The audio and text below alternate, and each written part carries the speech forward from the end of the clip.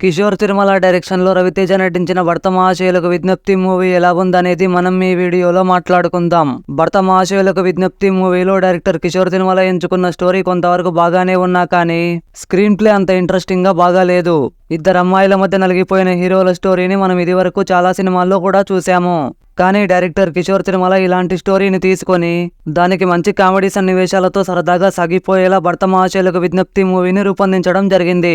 రవితేజ తన క్యారెక్టర్ లో ఎక్సలెంట్ గా నటించారు. సత్య, సునీల్ మరియు వెన్నెల కిషోర్లతో రవితేజ చేసే కామెడీ చాలా బాగా వర్కౌట్ అయిందని చెప్పొచ్చు. ఇంటర్వెల్ పోర్షన్ సెకండ్ హాఫ్ మీద చాలా బాగా ఇంట్రెస్ట్ క్రియేట్ చేసింది. క్లైమాక్స్ చాలా రొటీన్ గా ఉంటుందని మనం అనుకుంటాం కానీ director Kishore Tirumala climax portion ని చాలా బాగా డిజైన్ చేశారు. టెక్నికల్ గా భర్త మహాశయులకు విజ్ఞప్తి మూవీ చాలా బాగుంది. సినిమాటోగ్రఫీ ఎక్సలెంట్ గా ఉంది. Music and BGM is just okay.